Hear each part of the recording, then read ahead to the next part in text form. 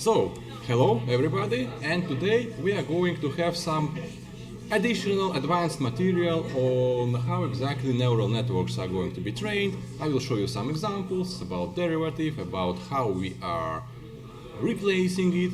I will also go through a little bit our practical exercise to save up some time, as it will be quite big this time. Actually, this practical exercise we are going to have next is the most difficult one in this course, and it will be graded twice as much as any other. So all the previous exercises would give you maximum of 10 points. This practical exercise will give you 20 points, so it counts as 2 practical exercises instead.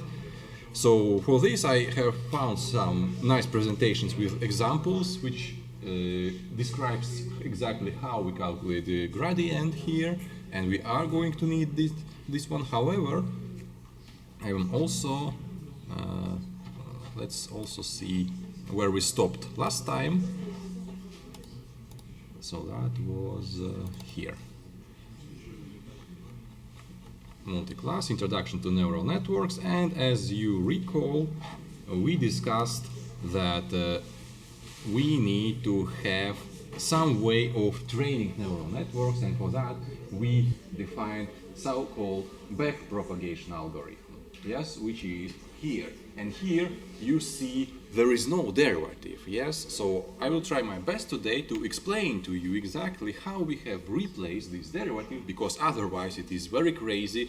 You will see some examples, yes, some formulas today, and you need to realize that each time you change something in your neural network, your derivative is also going to be changed, and you will need to find a new formula for it again and again, every time you change this derivative. So instead of that, we are going to use finite difference instead, yes, which can be computed as easily as simply an error, yes, between predicted and the real value, which is then going to carry over. Although we will still need to have a derivative of an activation function, whichever you use. If you use sigmoid, then you will need derivative of sigmoid. If you use tangent hyperbolic, you will need derivative of that.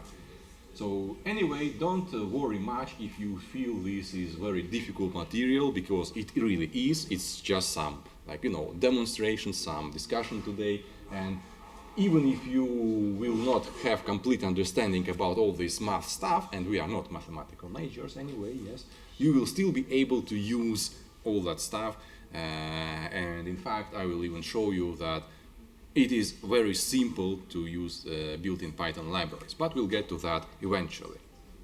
So okay, let's then begin, yes, with this presentation. So starting with the structure of neural network, how it is exactly composed, to just fast refresh what we already know. So you start with certain inputs, yes, be that as columns of your table or pixels of your image or whatever else. This is your data which you are trying to predict, to classify, to do something about it. And there is n dimensions for this data as a single input. So you can consider this as a one row of our table. So we had some practical exercises already. You know that I have provided you some data sets in form of these columns. So we can say that the first column of this data set is like this: x1, x2, x3, xn. So this is just one row of your data, nothing more at this point, yes? Okay.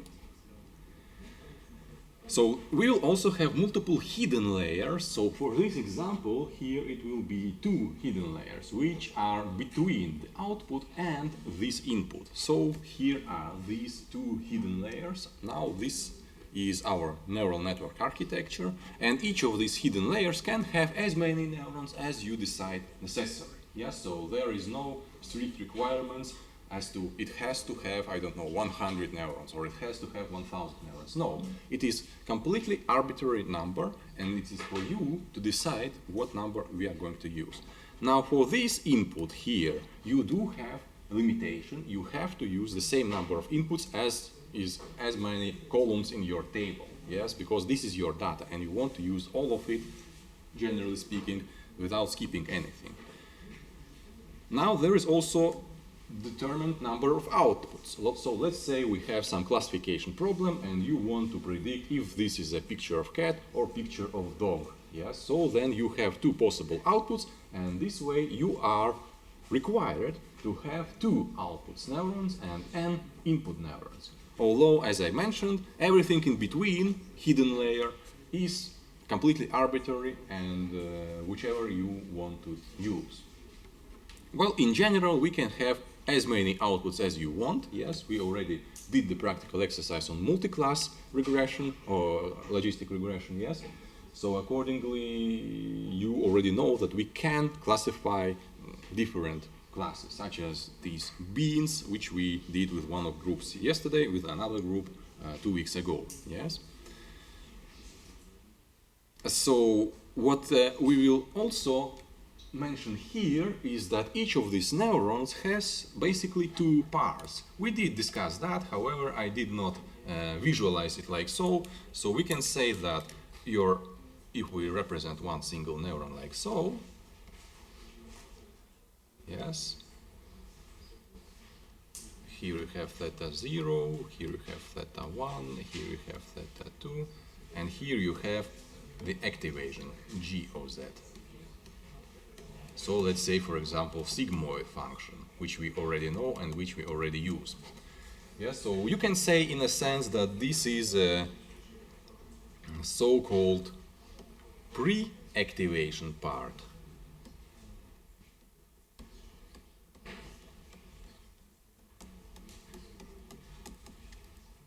Which is this empty part of the circle. Yes, so this is a pre-activation part.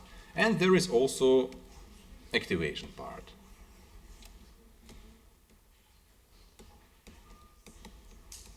It will be useful for us further, and that's why I am discussing this right now, to understand better what exactly means these two colors within one circle. So your neuron has two parts. One calculates this summation of the weights, yes, multiplied by your inputs, and another part applies your activation function, be that sigmoid, be that hyperbolic tangent, be that a rectified linear unit, or whatever else is that. So we speak that the pre-activation is this part, and the after activation is this part. Yes. We also, if we go back to our presentation, within scope of our presentation, have denoted that as A and Z, if I recall correctly. Yes? Yes. So basically, pre-activation is A, and after activation, no, it's vice versa, sorry. Pre-activation is Z. Yes, you can see here we calculate hypothesis theta multiplied by input. And after we add activation, now it becomes A. So it's the same thing, although it is just visualized like so. Yeah, so in this example, pre-activation is denoted as A1, A2, and A3. And for inputs X, there is no activation necessary, yes, so it stays as it is. So, and the activated version is H1, H2, and and that's HL basically, yes, output. H3, which is also the result. And you can see here that this HL is a certain function of your inputs X. So this is our hypothesis, yes, HL specifically. Next, what we know is that basically we can say that this is a zeroth layer, layer number 0, L0. This is layer 1. This is layer 2. And this is layer 3. Or output layer as well.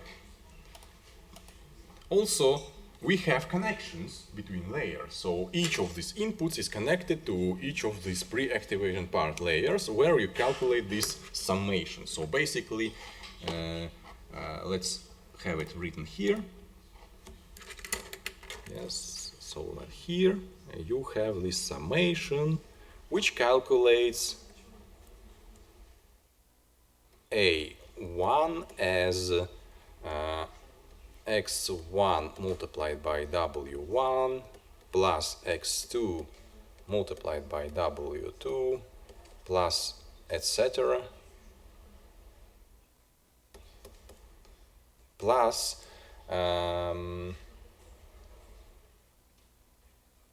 b1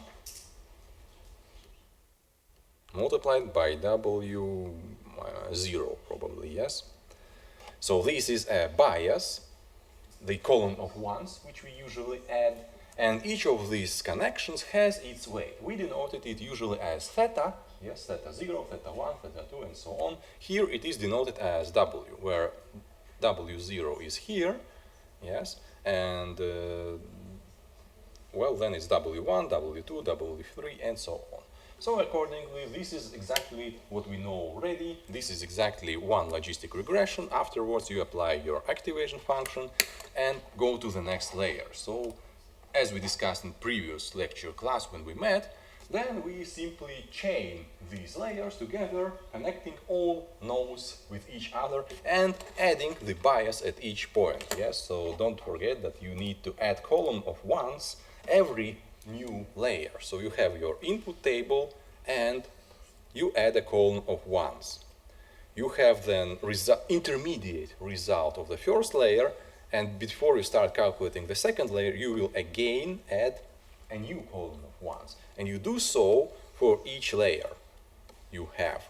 Well, except the output, because output is the final result and you do not need to add any more column of ones. So bias is added at each layer here. Yes.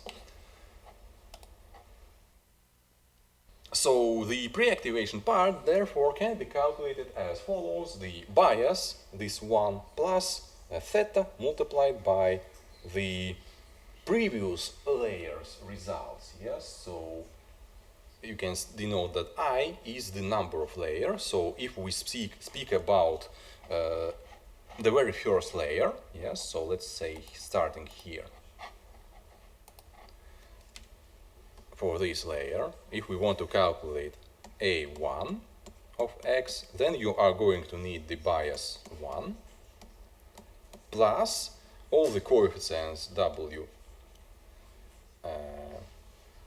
I of this layer, which is a vector. Wi is W11, W12, W13, and so on. So this is our theta vector, yes, which we already know. So for this particular layer, multiplied by, now the result of previous layer is specifically X itself, so that will be X.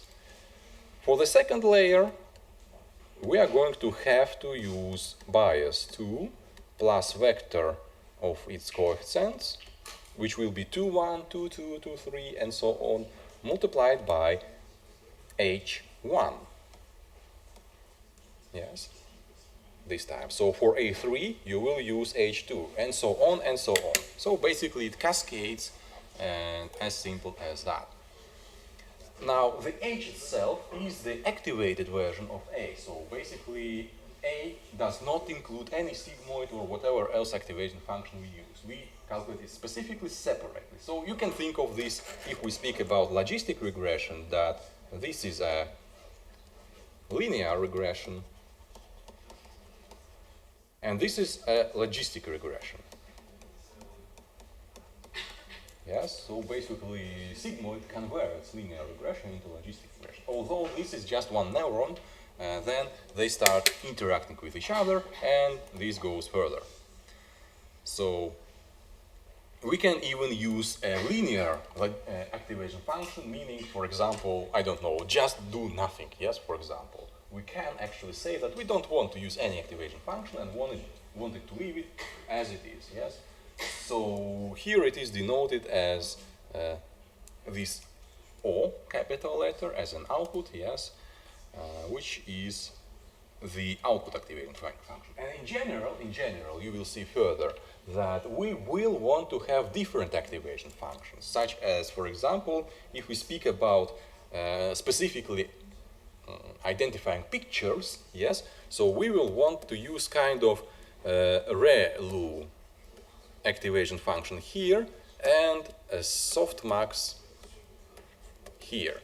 So the activation functions do not have to be the same for each layer. You can choose for which layer which activation function to use. Yes, that is something important to understand, that you are not obliged to use the same activation function as we do. Although for simplicity, yes, for simplicity, in our practical exercise we will use a sigmoid activation function for all of these layers, just because we already know it and are used to work with that. So, okay. Then, if we want to say, put all of that together, yes, so that this is the result of the first layer, then we calculate the activation, then we calculate the result of the second layer, activation, result of the third layer, activation, yes. You can nest them into each other and have this as this large expression. So this is in a sense a recursive expression, yes. Here you can see that this output is calculated as these weights of layer 3, yes, multiplied by activated G, yes, a version of this layer, which in turn, yes, is calculated as these coefficients multiplied by activated version of the previous layer, which in turn again is calculated as these coefficients W1 multiplied by this input, and we add bias at each step. So basically, as you can see, we go recursively from the input to the output, or from the output to the input if is necessary. So we can say that our hypothesis now is, we can say multi-level hypothesis, yes, where each W3, W2, W1 corresponds to the coefficients of each layer. So there is a way to write this entire algorithm as a one single formula like so. This is actually the hypothesis formula. And as you imagine, yes, this becomes more difficult to program because we will need to write this hypothesis. Now, for training this neural network, we are going to use the gradient descent in this example, but we can use the minimize function like we did in the practical exercise number 2, yes? And for that, we will need to calculate the cost function, yes? So there are different types of cost functions, so let's see a few of them. Some of you already know, some of them maybe new to you will be, yes?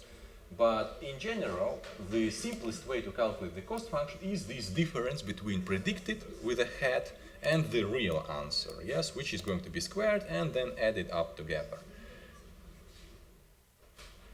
So in general then, if you recall, then our gradient descent algorithm was like so, yes, when you update your theta parameters, yes, so your theta parameters are old theta values minus this is alpha, and this is the derivative of theta, derivative of cost function versus theta j, yes?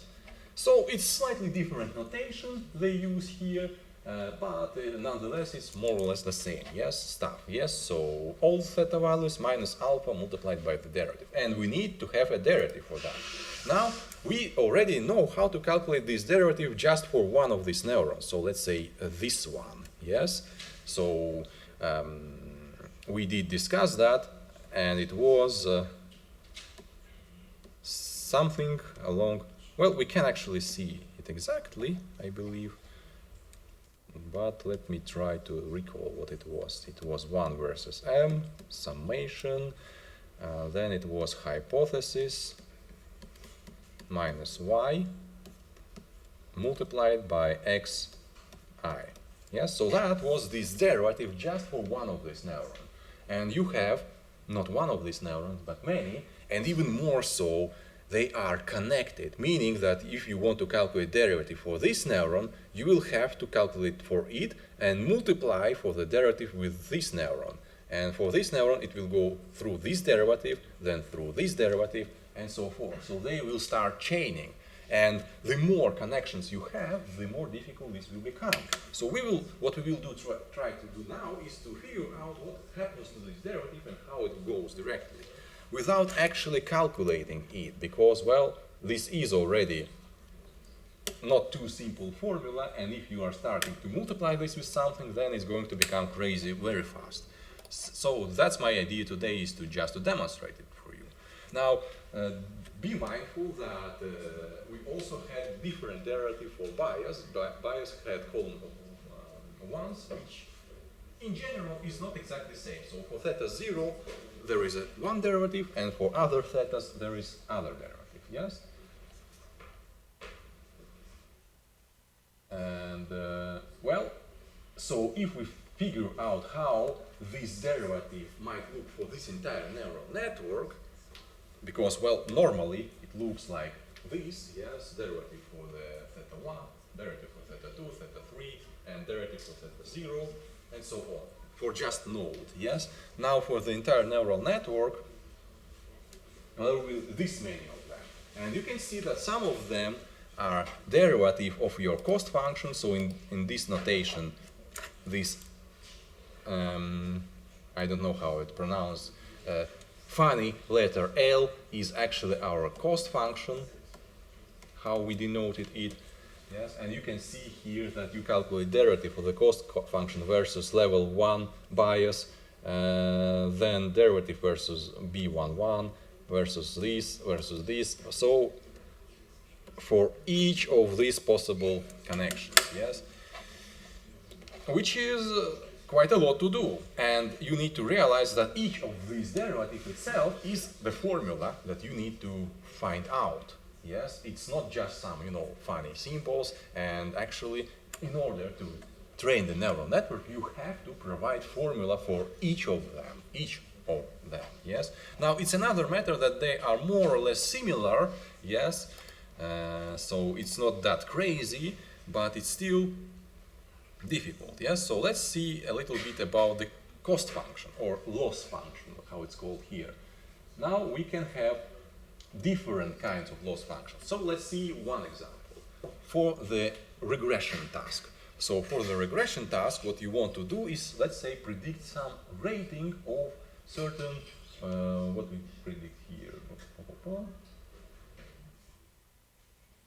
I don't know, movie, yeah, probably movie, is actor, is director, yes.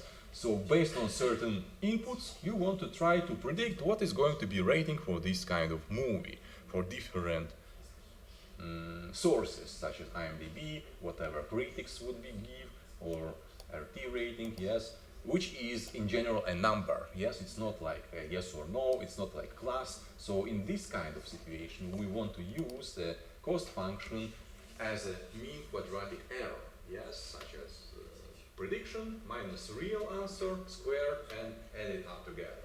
So this is a mean quadratic error, yes, basically squared error loss cost function, which we use for regression tasks. Now,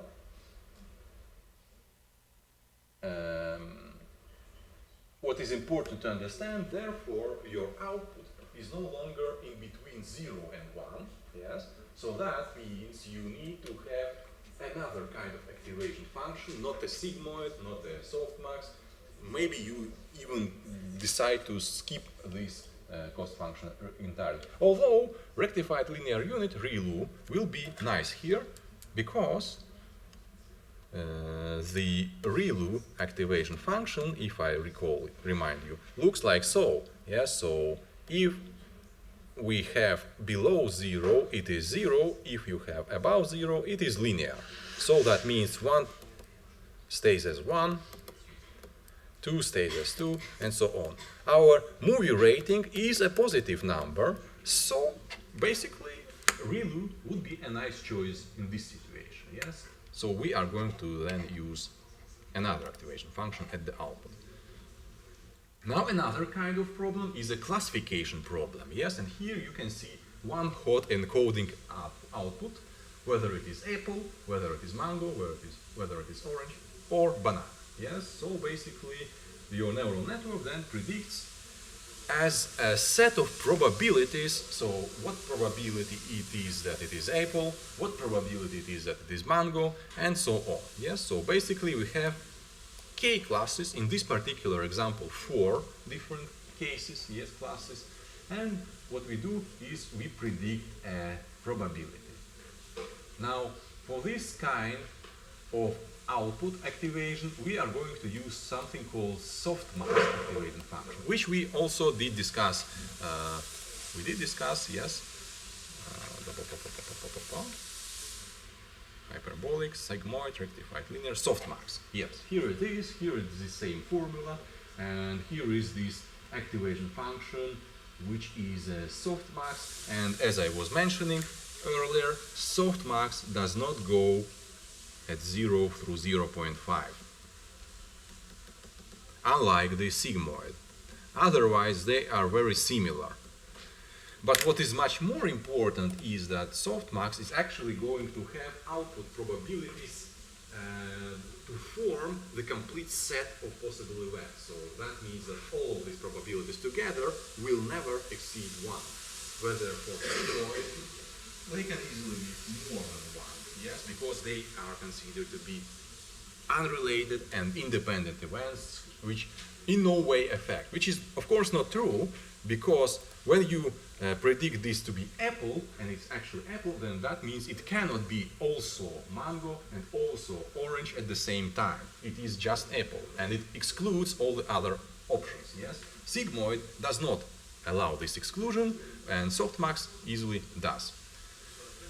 Now, if we speak about the cost function, in that case, we are going to calculate so-called cross entropy, which is also what we know and what we used for logistic regression. If you recall, our cost function for logistic regression was actually like so.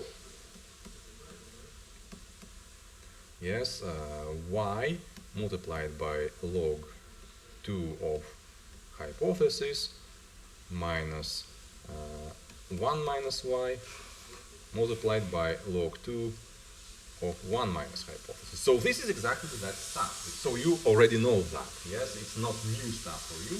It just provides slightly differently for you. And if you have multiple classes, then you will have multiple such cross entropies to be calculated, yes? And then what we need to do is to minimize this cost function. And basically, that's it, yes?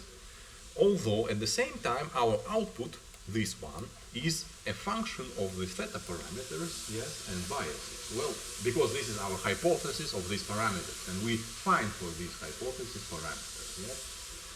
So this is this cascaded function, yes? So output activation, layer 3, a second layer activation, layer 2, first layer activation, layer 1, and this is bias layer 1, bias layer 2, bias layer 3, and you can cascade it as many layers as you want to, let's say hundreds of layers, and the formula will just look very, very long, but it will be nested inside each of these, yes, so these brackets nested inside of these brackets, inside of these brackets, inside of these, so it doesn't become, how you can say, technically more difficult, it just becomes very long formula.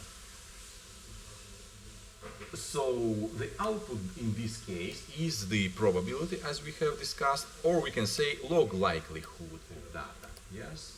So basically it is the probability. So to summarize, if you want to predict real values such as regression, then you are going to use some kind of linear output activation function and squared error cost function.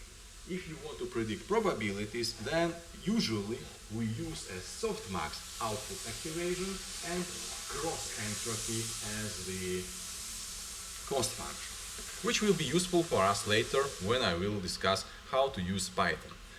So now the question is, how do we train this neural network? And we already discussed that during the previous lecture, that what actually happens is that you backpropagate the error. So what is happening here is that you calculate the output, so make prediction.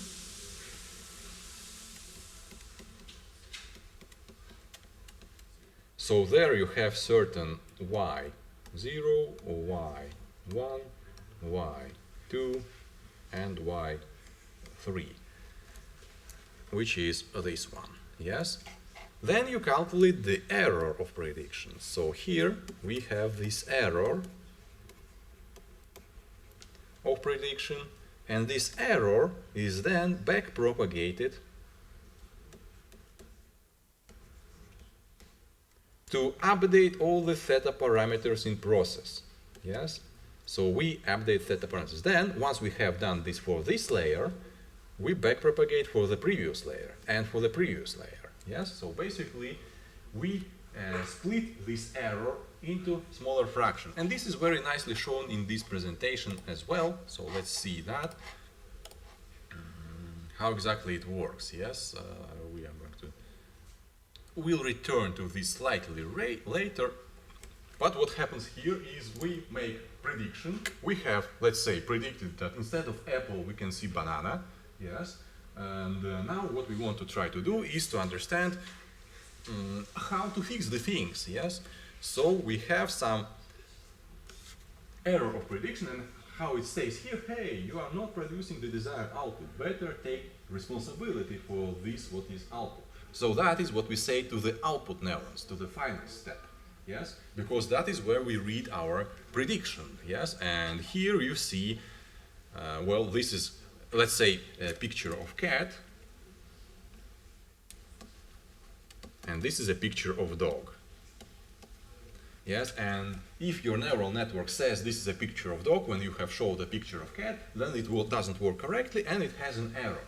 So that error is calculated here as a gross entropy cost function, yes, and then we return back to these nodes this error, yes, to both of them.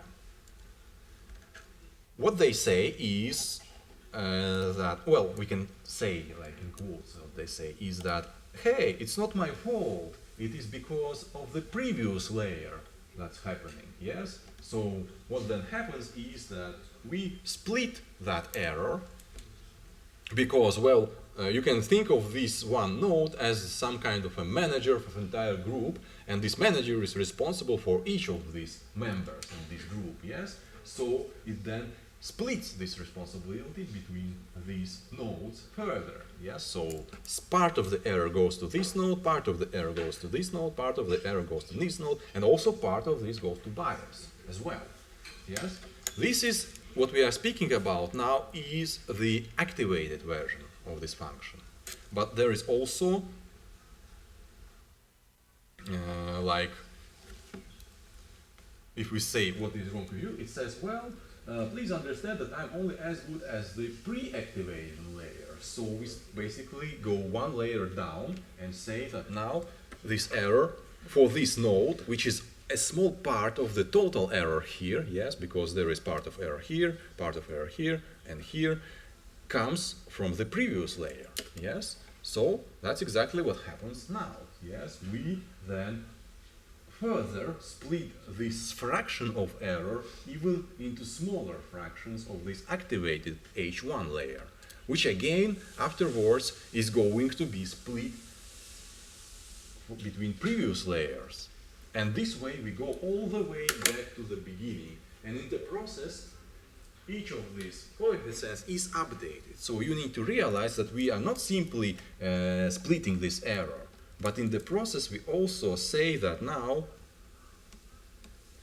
your W3 is going to be W3 minus, I believe it was letter eta, yes, which is our alpha in our notation learning rate, multiplied by this delta. So what you can see here is basically the gradient descent formula. Instead of the derivative, however, we have this delta error. Well, alpha is denoted with different layers, and that's how we update each of these steps. Yes, so each of these yellow arrows actually changes W3, W2, W1, all of these coefficients, and making them next iteration more accurate, hopefully, because, well, it should work like this, yes? And then we can say that, well, if you you want to know about the derivative for specific node, yes, let's say for example these connections, then it will unwrap into this one long expression. So how exactly does that happen? Let's go away from this more complicated picture and start with this simpler one, yes, when we can say, okay, this is our neural network, yes, it has one input, it has one output, and one hidden neuron and one hidden neuron. Yes, this is also a neural network and it can do some stuff. We can think of some task for it to do, yes. So what we have here is this one input, one connection to the hidden layer with a theta 1, you can think of it, well, theta 1, 1, 1, yes. Then the second layer is connected to third layer with its own connection coefficient, and then to the final layer with the L11, yes. So L11 is the output layer connection, and here we have hypothesis Y with hat, which is also the same stuff as, well, not exactly the same stuff, yes, same stuff as HL1, yes. We can say like this to write it down here,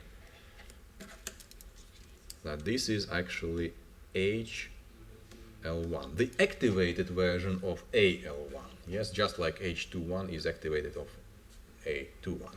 So now what we want to do is to find the derivative of this cost function for this entire process, yes, for this entire chain of the connections. So how does it exactly happen? So we start with this below, yes. So we are interested to know this part.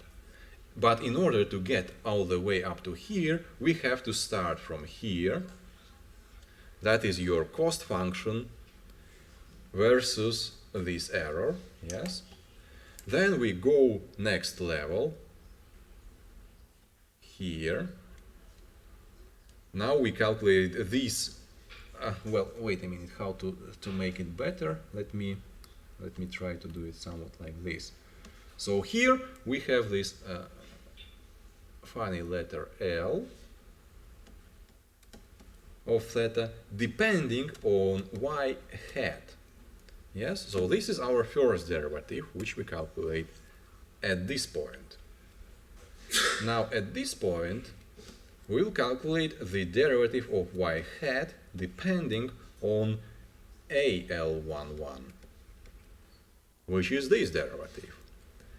Next level is calculating this derivative, which will be calculating derivative of AL11 depending on the hypothesis 2,1, that is H21, which is this derivative.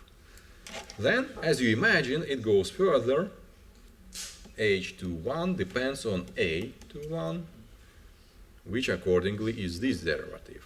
And each of these derivatives is actual formula. Yes, it's just not written here, but we can say that, for example, this one was that m summation of y minus h theta, well, not h theta, but how it's called here, f of x multiplied by xi, yes? So this is entire thing, a formula. This entire thing is somewhat different formula, this entire thing somewhat different formula, and so on. And they are all multiplied with each other, yes? So you can imagine, even for this very simple neural network, just for one derivative, it's quite difficult, yes? So we go all the way, so where we have stopped, so we have stopped here, A21, yes, so A21 depends on H11, so A21 depends on H11, which is here. Then H11 depends on A11, which is here. And finally, the A11 actually uses these coefficients for which we wanted to calculate, yes, and x, yes. So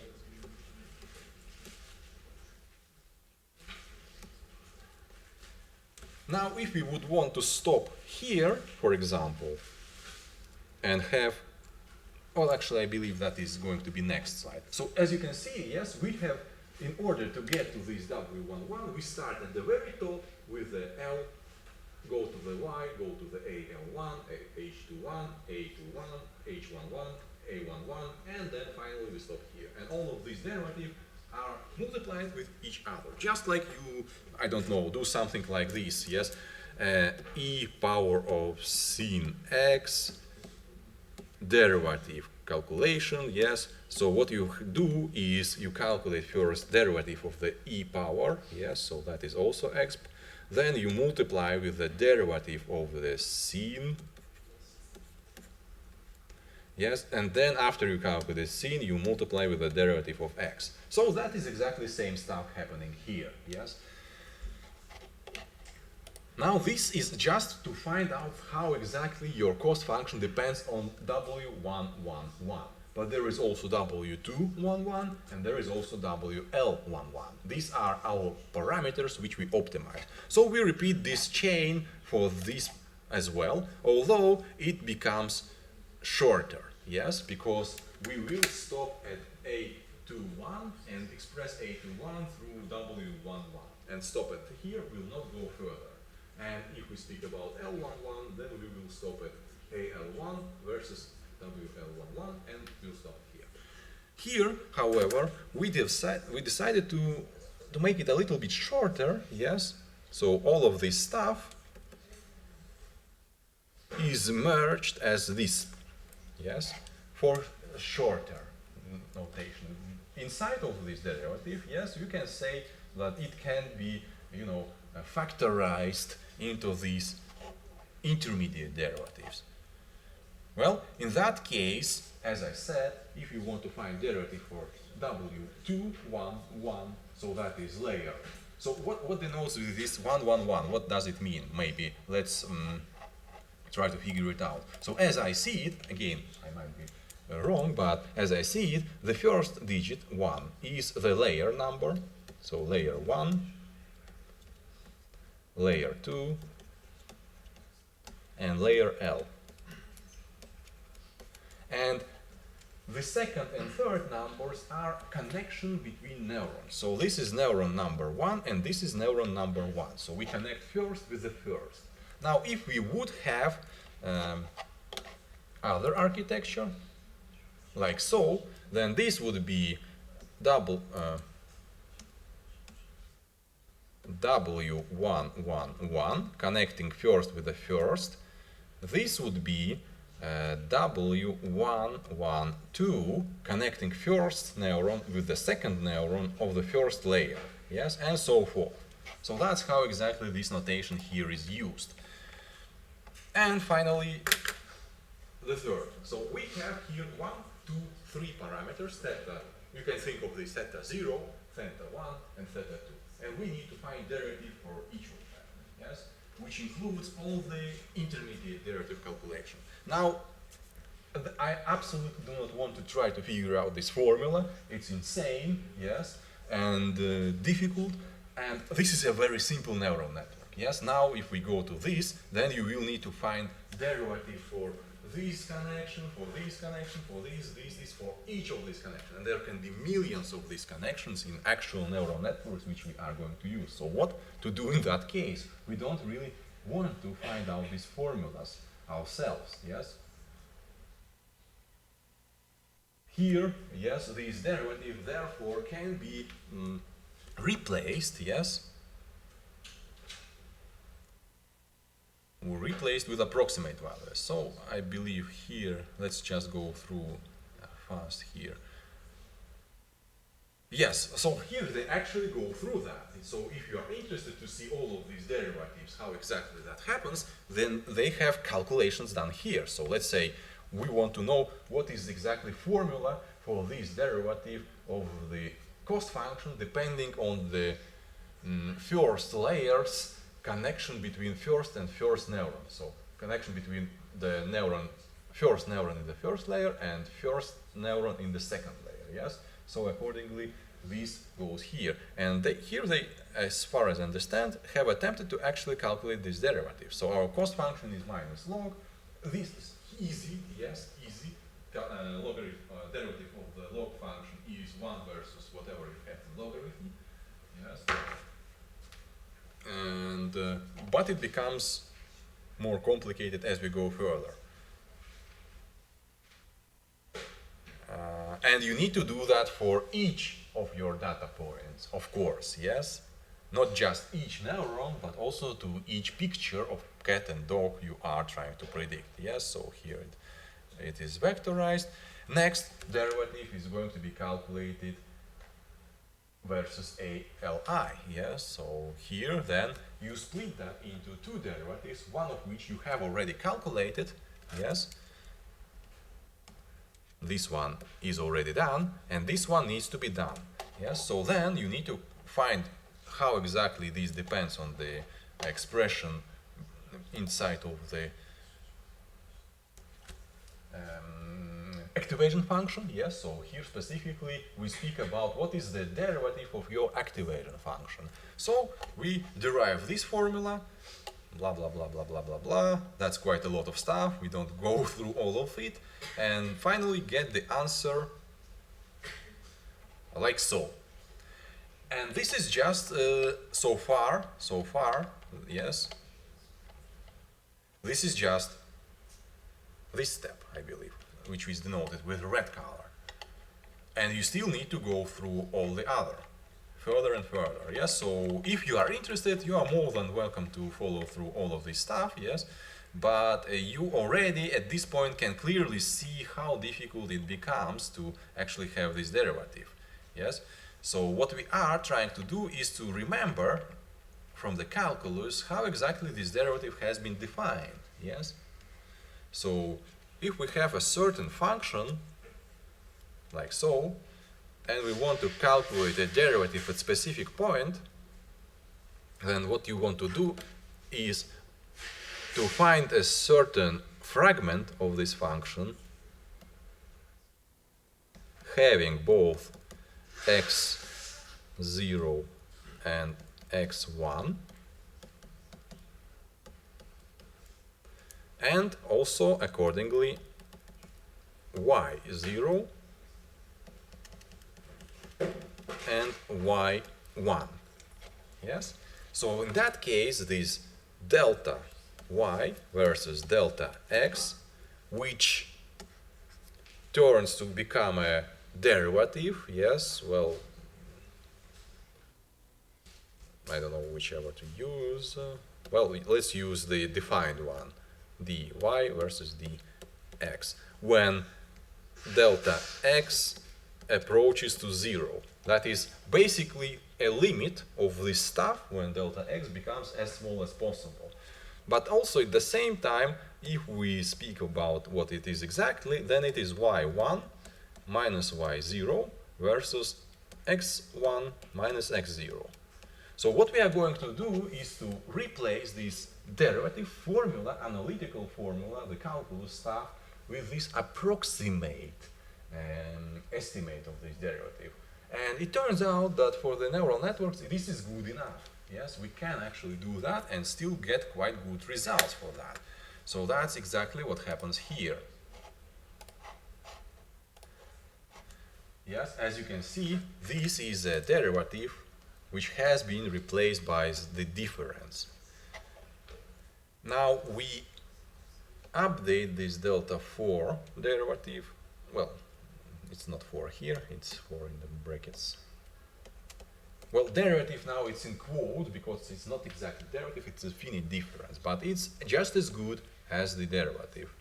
To recalculate this one, again, not really wanting to go deep into all this math, but the idea is quite simple here. Yes, so here you have a theta 1 matrix with all these theta connections. Yes, here you have theta 2 matrix with all these connections, and here you have theta 3 matrix with all these connections. So the error at the layer 3, when we backpropagate that error, sending it through these connections, we'll use this theta 3 multiplied by whatever error you are sending. So you have the error delta 4, and you send it backwards from layer 4 to layer 3 through connections denoted by theta 3. So that's exactly what happens here. You multiply your error with all of these connections. And basically what happens is your error, which is, let's say, here, I don't know, 5. Therefore, this 5 is multiplied by this theta and stores here, by this theta and stores here, and it's going to become somewhat different for each layer. And the higher is this theta value, the more impact it will have. Yes, so in that sense, the algorithm will try to minimize these thetas as well to avoid the impact. And well, since technically, when you calculate derivative, yes, and here we have activation. Well, how to better note it? So here our input is the, let's write it like this, a sigmoid, yes, of the Z layer 3. Then if you calculate derivative of that stuff versus some theta, then you will have this part as the derivative of Z3 of the theta. But you still need to multiply it with derivative of the sigmoid, yes, of Z3, which is here. So like again, like normally we do some exponential of the sin of, I don't know, 2x divided by b. Then you first calculate derivative of e power, then you multiply it with the derivative of the sin, then you multiply it with derivative of this. Yes, that's how you usually calculate derivative. And although we have replaced the derivative with delta, we still are obliged to follow this basic rule of correctly calculating derivative of all the subsequent functions which are nested one into another. So because of that, you are going to need to have a derivative of your activation function. Yes, and that's exactly why we spoke of this during our previous lecture. Well, for the next layer, it becomes just as simple, except that now we have this error backpropagated through the theta 2 layer.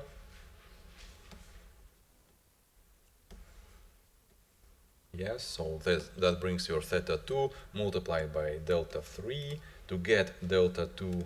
But again, don't forget this derivative, yes? And basically, we stop at delta 1, yes? Which again goes through here, except that, no, this time we still, well, basically we won't have this derivative anymore because this is our, there is no activation function there, yes? And that's why we spoke about these derivatives when we discussed the activation functions, yes? So such as here, and that is why this particular rectified linear unit activation function is very nice, yes? Why? Because it's very easy to calculate derivative for that. Derivative is going to be 0 if number is negative and plus 1 if number is positive. As simple as that. Or we can say that this is a maximum, yes, between, what we can say simply sine of your function, yes, 0 or 1. And compared to that, sigmoid derivative is certain function, tangent goes certain function, and here it's just basically yes or no, which makes it much faster because you are going to need to have this derivative for each of these neurons, yes? So here, for this well, I'm going to simply mark them, yes, for this connection, for this connection, for this connection, this, for each of these connections, you are going to need to calculate this derivative. And if you can avoid calculating something and simply say it's 1 or 0, then you get quite good benefit of that, because here also it will be true, and here also it will be true, and so on, and so on. So, at this point, that's why we do certain stuff. Like first, we replace the accurate derivative with this estimate, which is calculated as the finite difference, which is still good enough for us. Yes. Now, I believe we have checked everything here. And well, to summarize how exactly the training of the neural network goes, we can write this kind of a pseudo code, yes, with specified number of maximum iterations, like we did for loop in our practical exercise, let's say 100. And inside this for loop, we do the following stuff. First, you make prediction, that is forward propagation. So you send your data through neural network, the neural network does some prediction, and then you calculate the error of this prediction, and through the backpropagation algorithm, you split that error, the total error. Like this is a picture of cat, but it has to be a picture of dog. So this is incorrect answer. That is your error, yes? And somehow you then, with backpropagation algorithm, split that fact that this is incorrect answer into smaller fractions of error responsible for each connection within this neural network. And once you have calculated these deltas, in our case, it's not exactly derivative, yes, it's finite deltas, then you can apply well-known gradient descent method when you have your theta parameters updated with a certain learning rate alpha. Well, here it is used as eta number, yes, variable. And these derivatives, which we replace, yes, which we replace by the finite difference. Now, for the forward propagation, the algorithm. So now we discuss what happens in here, in this line of code, yes? Forward propagation is as simple as making predictions iteratively through layers. So you go for the first layer, second layer, third layer, and at each layer you calculate this linear regression, then apply activation function. Linear regression, apply activation. Linear regression, apply activation. So you go 3 layers and you have it, yes? Then backpropagation calculates the gradient. As I have noticed, we are going specifically to use the finite difference, although later on we will use some Python libraries which may work more correctly. So this brings us to necessity to have the derivative of different kinds of activation functions. So for example, here you can see that for sigmoid, the activation derivative of the sigmoid function is actually sigmoid function itself multiplied by 1 minus sigmoid. So if you have a sigmoid function, then according to this formula, you can also write derivative of the sigmoid function. Now, hyperbolic tangent function is accordingly like so. As for ReLoop, I already told you that it is 0 if it is a negative number, it is plus 1 if it is a positive number. So let's also go fast through this presentation, yes, which shows you how exactly are you supposed to solve problems like this, yes, which cannot be solved by linear regression. Well, you actually make multiple linear regressions, like certain sector, yes, slicing it into certain planes, and each of them is one neuron in your neural network, yes. So in a sense, if you put that all together, then you will have these, well, somewhat isolated in center, yes, by all of these lines, and you predict each of them by separate hypothesis, which is one neuron, yes. So like here you have 4 lines, you have 4 activations, and the output then merges that together as the most simple neural network, yes. Now what we wanted to go through here is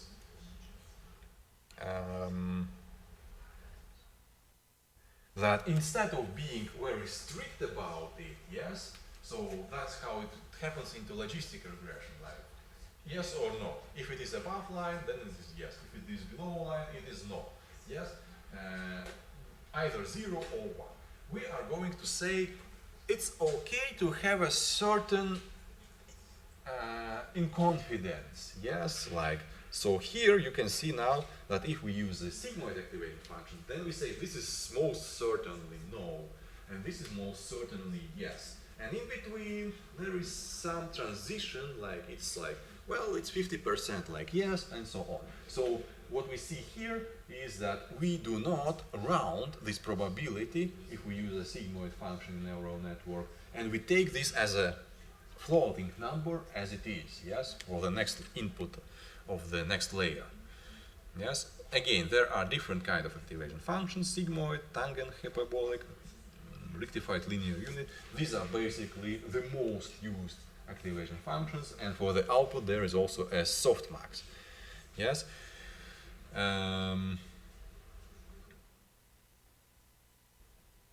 So there is also some history if you are interested to know about it, how exactly neural networks developed, how they were like, you know, some kind of a hype in long time ago, how this hype ended because there were no such computers like nowadays. Then again this hype renewed, yes, recently, and that happens because of the GPUs. So what's an issue with GPUs here? Well, let me just try to explain it simply and fast. Is that we have, from one side we have central processing units, CPUs, and from the other side we have graphical processing units, GPUs. So CPUs are quite capable of calculating all that stuff like we did in the practical exercises when we define something like cost function, then we define the sigmoid, some very complicated functions actually, which can also calculate some integrals, do some simulation, but CPU works like this. It first calculates sigmoid, then it calculates cost function, then it calculates something else, and so on. So this is sequential calculation. A GPU, although, and normally your computer also has, well, one CPU. It might have multiple cores, which are logical CPUs, but still it's physically just one. Yes, and for GPU there is this issue that it has a lot of very small, not exactly processors, we can say kernels, yes,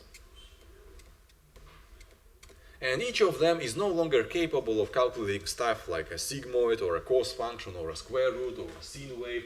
What it can do is very fast and efficiently do stuff like this: a multiplied by x plus b, which is basically our linear regression hypothesis. Yes, so you have a lot of these thetas and you have a lot of these x's. So let's say you have 1 million of these x values, and here you have 1000 of these kernels. So that means you can calculate 1000 of them at the same time in parallel. Yes, so that is the big deal. Although the operation itself is much simpler, just some multiplication and addition compared to whatever we do here, some, I don't know, derivative calculations, some sigmoids, some other functions, yes, exponents, and so on and so on. It's just incapable of doing this stuff. It can add and multiply, add and multiply, add and multiply, but there is like thousands of these small kernels which can do this in parallel, and when we calculate some matrix product, this is exactly what we want. So that's why actually these GPUs are a big thing for neural networks. And specifically here you can see some Tesla product. Yes, this is not Elon Musk Tesla, this is NVIDIA Tesla, CUDA technology, yes, which is, as you might think that GPUs good for gaming will be good for neural networks, but it turns out no, actually this is specialized GPU which is exceptionally nice for the neural networks and all that stuff, but which cannot do any gaming at all almost. Yes, so this is specialized hardware, which makes it possible. So okay, what else we wanted to go through? So this is basically same stuff, yes, and here it explains how we replace this derivative, yes, derivative with the finite difference. That's exactly what I am speaking about, yes, that we don't want really to calculate these derivative formulas each time, so we do this stuff instead, yes, approximately. And here, well, basically again, it's the same stuff, which shows how exactly we have backpropagation. So first we have forward pass that goes from the input to the output. we calculate everything in between, yes, and then we have a backpropagation path when we calculate all the derivatives between all the nodes. So for example, what is saying here, yes, so it's here it says what we are doing when we want to find how exactly this error is depending on this theta 1, for example, let's say like this. Then you have to backpropagate all the way from here up to here, yes? Well, also here, also here, also, well, no, through here it won't go anymore, yes? So there are multiple paths along this error actually accumulates. So basically it's just along this path, along this path, and along this path, yes? So, and here you can see that we start at this backpropagation stuff, yes? Your output is z, so this z, and we calculate the derivative for this. Well, there is also a bias which is not displayed here, bias z, like here, yes? And then here you have this bias connection. Here you calculate derivative for the connection between f and z. So here you have f, here you have z. Here you have connection between g and z, and here you have connection between h and z. Yes, which is then can be described as follows. Yes. Then we go deeper and find these z derivatives depending on each of these nodes. Then depending on pre-activated version of these nodes, well, the same stuff as we were going through, and ultimately we are going to get these big formulas as well, but it's not exactly what I wanted to do here. Yes, here you have these deltas, delta 1, delta 0, and so on. And yes, that's exactly where I wanted to stop. So we use the gradient descent method, and for example, for the kinds of problems we have done, you recall that we have some cost function looking like this, yes, or in, so that is two-dimensional, or in three-dimensional, this cost function. For simple problems like logistic regression, like linear regression, might look somehow like this. Now for the problems like neural networks with cross entropy, this will look like some more like this, yes? And obviously, if you fall in somewhere here, there is no way for you to find the actually real that answer, which is smaller there. So there is a lot of minimums here, not just one minimum, yes? And whichever it's going to find is going to be depending on what is your starting point. So that is why in neural networks we are actually going to say that initial theta values, initial theta, are going to be random, because we don't want it to be fixed all the time to have the same result. If every time you run this neural network training, it can find a better solution potentially, yes?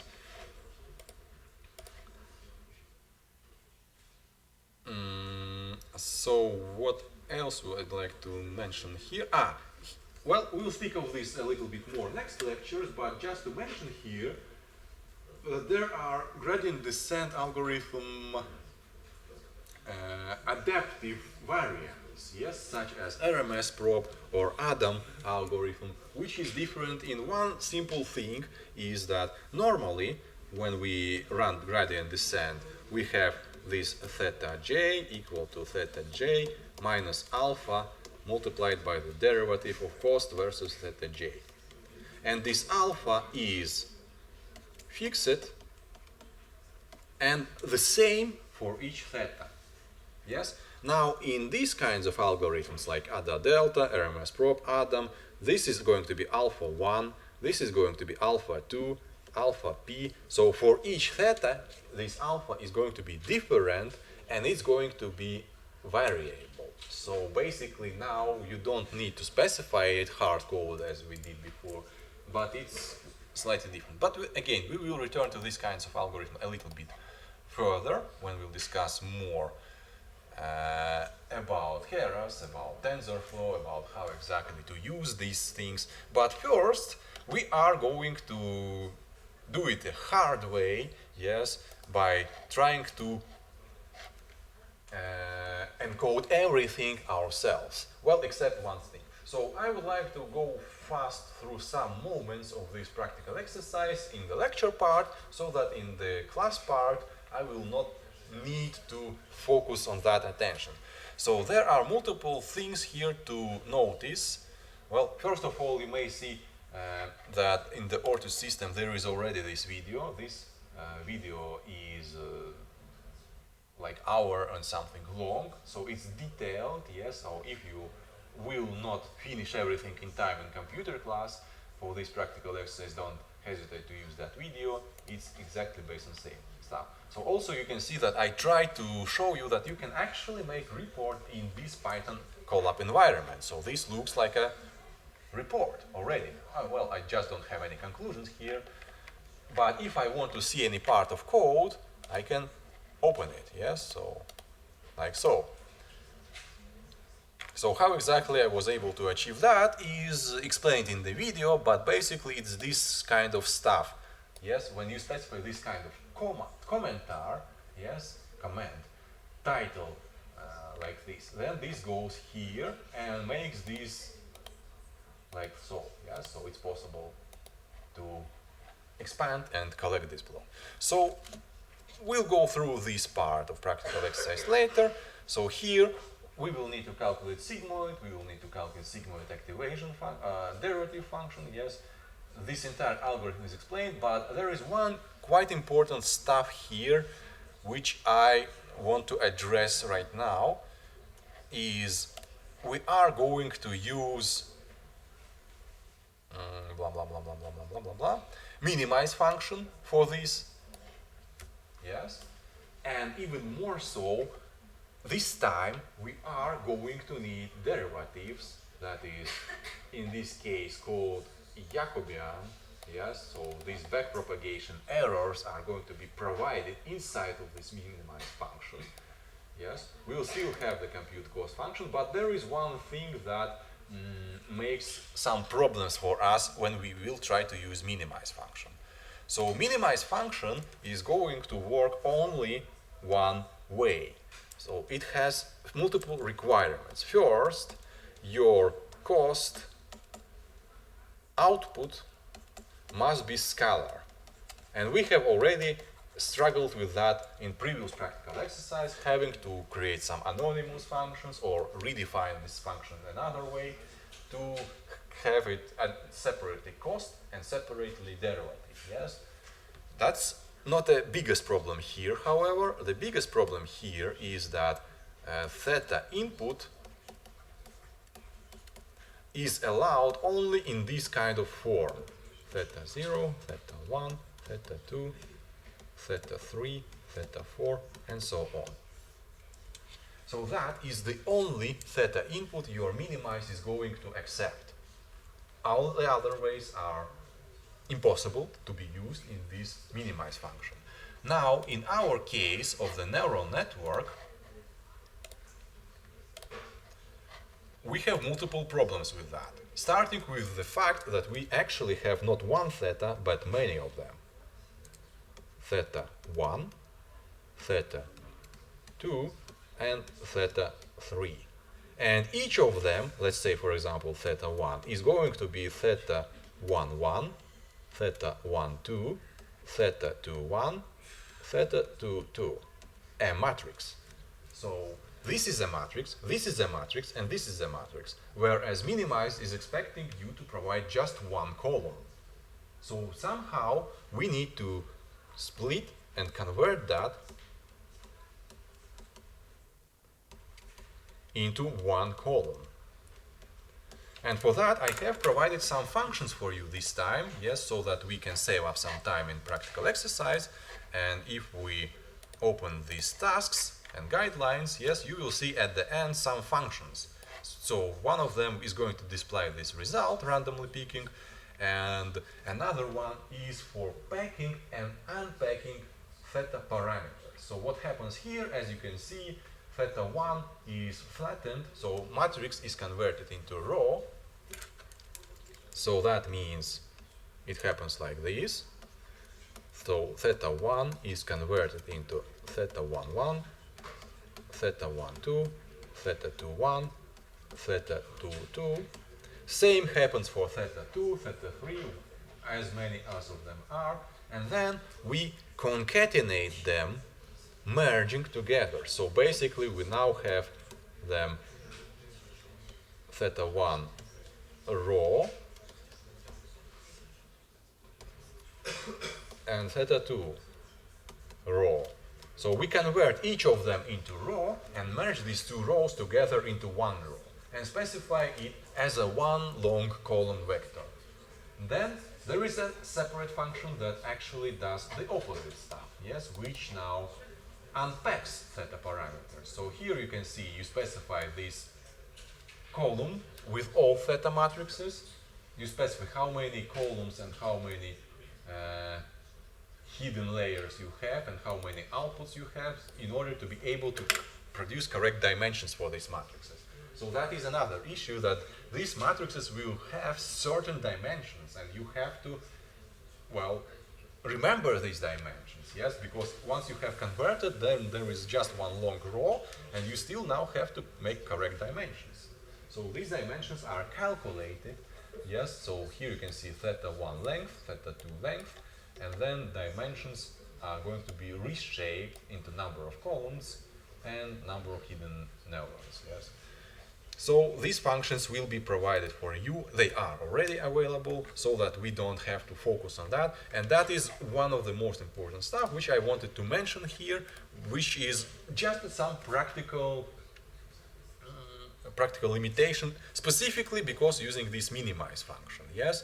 Because this is the only way how it accepts your theta matrices, and you have to convert this theta matrix. Also, you can see here we have specified certain method, yes, conjugate gradient method, specifically to calculate that, which is also possible.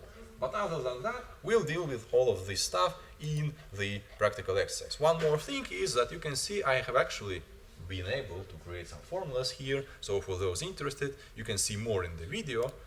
Yes, but this is a regular text block, and for the formulas I have used something called a latex notation, yes?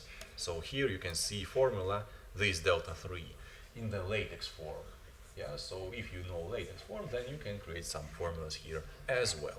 So feel free to also make some kinds of these reports if you want to, or you can copy-paste results. As you can see, I have hidden all the code here, and basically what I can do is, well, say, print it, yes, and say I want to save this as PDF. So this way I will have a PDF file, which then can be sent as a report. So you can improvise it like so also.